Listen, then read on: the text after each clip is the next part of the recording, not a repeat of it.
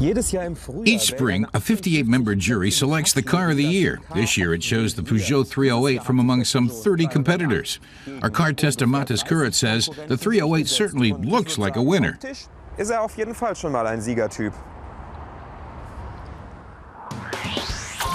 Everything but the name has changed in the new Peugeot 308. Gone is the overwrought design with a huge radiator grille and podgy appearance. The grille has shrunken, the headlights are smaller, but more striking. The new model's straightforwardness and modesty are pleasing.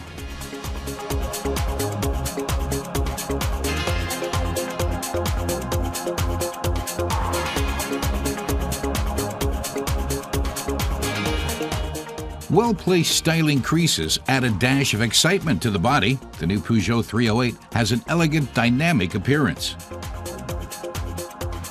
The implied underride protection keeps the rear from being boring. Mathis is going to test whether the car fulfills the promise of its design.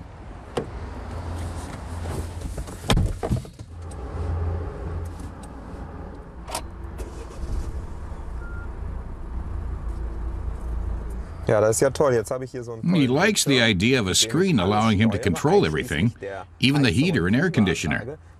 But when the sun shines on it from behind, he can't see anything at all.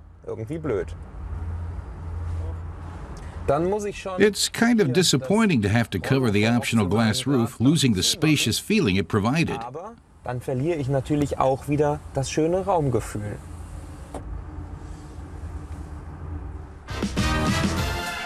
Of course, that problem can be avoided by sticking to the basic 308 with its conventional radio and air conditioning.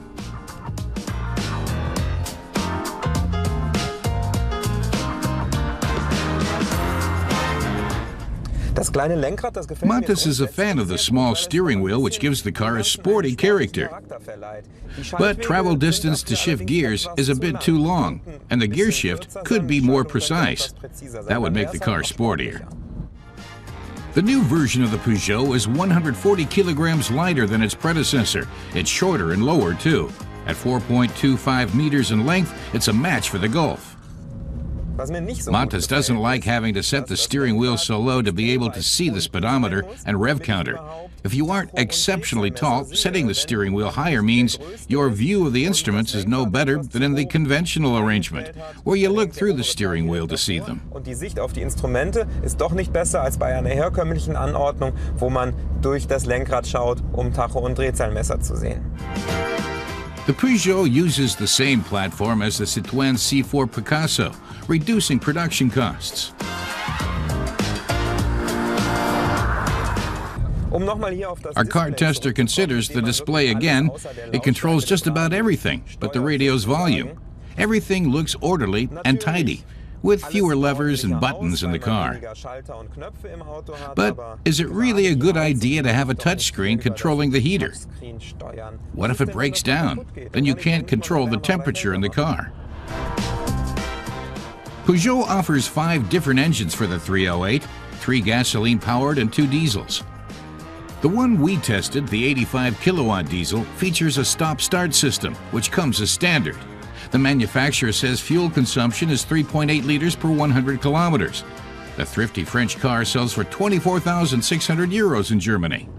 Mathis has nothing in principle against dynamic cruise control, but with this one, if the car in front of you suddenly brakes, the system goes into pause mode and tells the driver to resume manual control.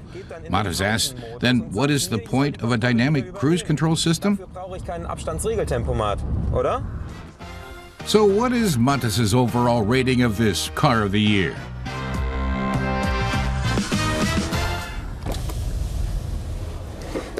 He says the Peugeot 308 is a good car, but there's room for improvement here and there, so it wouldn't have been his pick for Car of the Year. Nicht zum Car of the Year gewählt.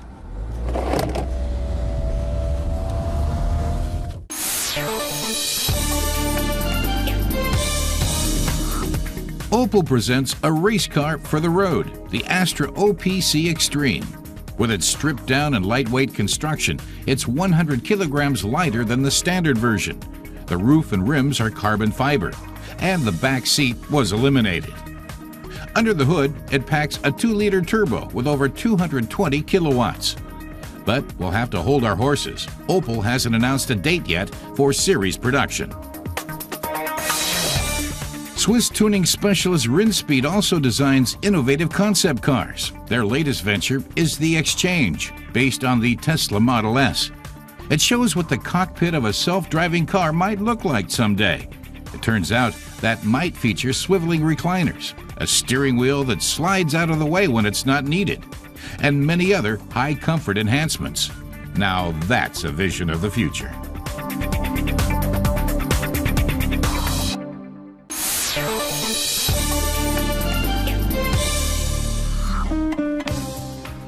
Up to now, snow country was not exactly home territory for Mercedes' compact class. But that's set to change. Now the Stuttgart manufacturer is offering some compact models in all-wheel drive, including the sporty CLA sedan and the A and B class. Mercedes originally developed the 4MATIC all-wheel drive for the GLA compact SUV. Mercedes engineer Rüdiger Ruth says they developed an especially light all-wheel drive for the compact models. It features an electro-hydraulic clutch that provides variable torque distribution between the front and rear axles. The computer-controlled system can detect slippage or a difference in rotational speed between the two axles. When that happens, it automatically transfers power to the rear, and that means more stability and traction. Sounds great, but what's it like in snowy conditions? To find out, we'll team up with driving instructor Violetta Weikopf on a testing ground.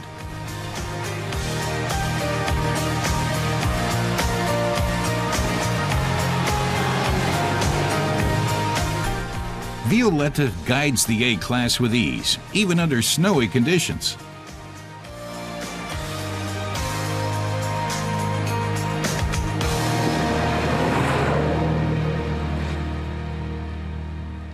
Violetta says it's difficult terrain. The snow is packed and the roadway is rutted and bumpy.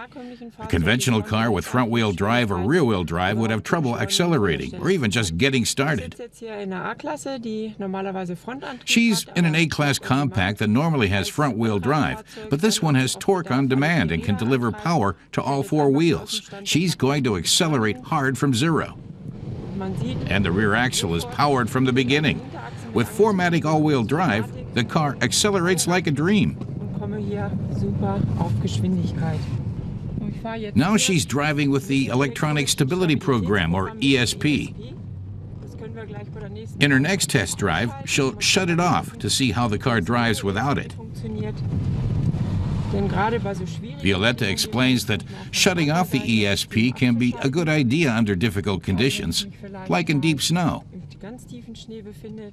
So it's worth seeing what happens. Now she's driving without the ESP system. Next, she tests the handling by stepping on the gas. She does have to counter steer, but the car is still under control and very responsive. With even more speed, she's still counter steering. But even through the turns, handling and control is excellent.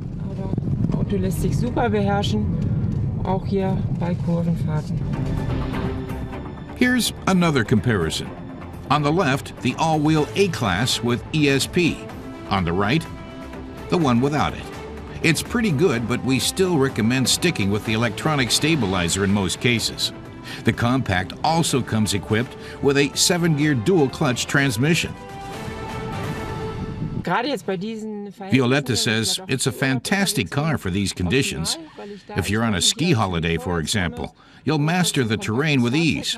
And compared to heavier vehicles, whose weight keeps them solid in the curves, the compact is a lot of fun to drive.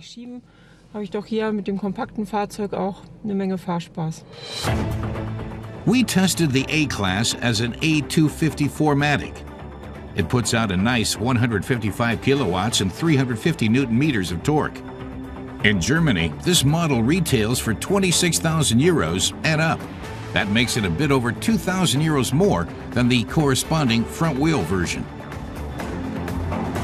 The Mercedes engineer says a driver on a dry city street won't notice any difference between the front wheel and all-wheel versions. The all-wheel compact isn't much heavier than the standard one, and the all-wheel drive is deactivated when it's not needed, so fuel consumption isn't all that much higher than otherwise. Mercedes says the all-wheel drive compact consumes about half a liter more fuel per 100 kilometers than the regular version. For flat terrain, it might not be worth it, but for mountain driving and difficult terrain, it's a clear advantage.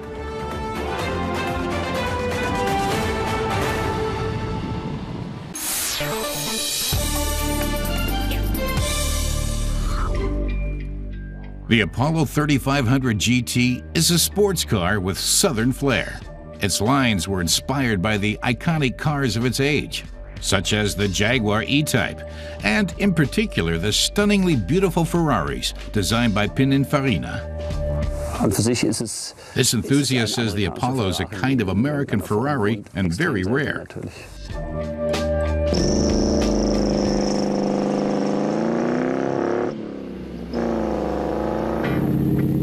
The Apollo 3500 GT was intended to provide an alternative to European sports cars, which were often very costly to maintain. This American Ferrari was also powered by an American engine, a V8. Its 3.5 liters of cubic capacity produced a sporty sound and more than enough propulsion for the lightweight Apollo, which weighed just 1,000 kilos. In fourth gear, the 200 horsepower GT could hit a top speed of 210 kilometers an hour, a pretty respectable pace back in the early 1960s. Andreas Graf says the goal was to create America's answer to the Ferrari using American technology and an Italian body. For the engine, they chose a newly developed V8 from GM's Buick Motor Division. The 3.5 liter all-aluminum engine was very light, perfect for a sports car. This engine went on to enjoy great success as the Rover V8 in various models, including the Range Rover, the Morgan Plus 8, and the TVR 350i.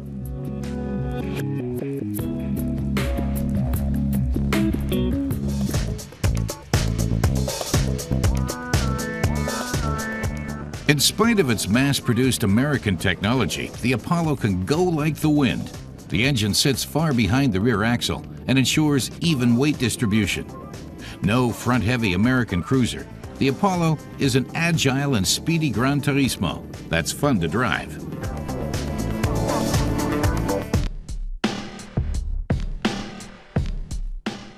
The Apollo's contours are inspired by Italian design, though it's anything but a Ferrari ripoff. Its design is unique, even if it does adopt many details used in Ferrari models in the 1960s. But that's little wonder.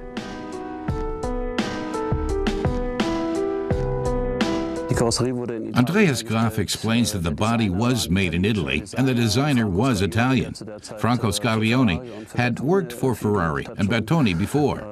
The car bodies were shipped to the U.S., but the cost got way out of hand. So just 70-odd Apollos were produced over the course of 6 years. 40 are thought to be still in existence today. Andreas Graf spent years looking for his Apollo.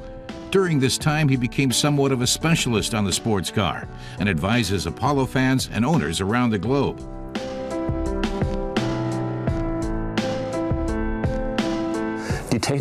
Graf says the car's technology is affordable. He says all the parts are available as long as you know what car they came from.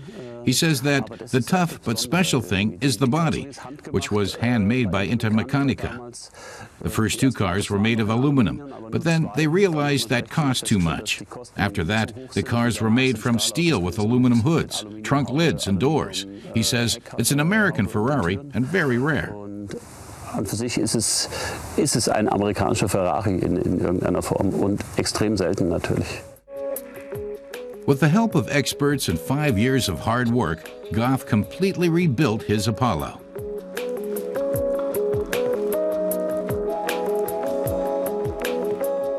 He now owns a second Apollo, a 5000 GT, with the larger engine that was installed later. It's another restoration project. Finding the right internal parts hasn't been a problem, but replacing missing or damaged parts of the bodywork is far from easy. Handwork and improvisation are the order of the day.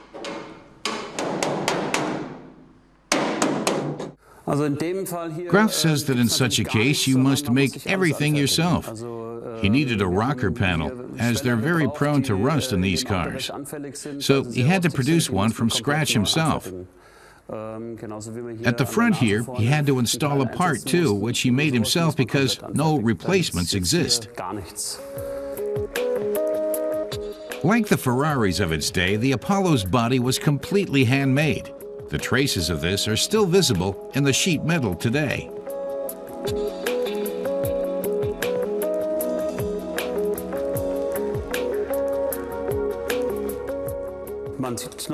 Graf says you can still see the hammer blows on the bodywork, and that even when you're restoring it, you can't be too exacting. You can really see the difference compared with factory-produced or machine-made bodies, but he says that's how things were at that time. He points out a spot where you can see how the parts were put together and notes this is a thing of the past. Das hat man halt heute nicht mehr in der Art und Weise.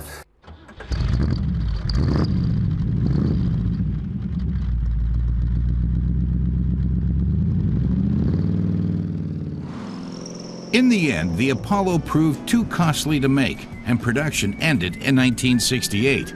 But Andreas Graf still enjoys taking his out for a spin. Although the Apollo isn't yet a high-priced collector's item, prices for these rare models have risen considerably in recent years.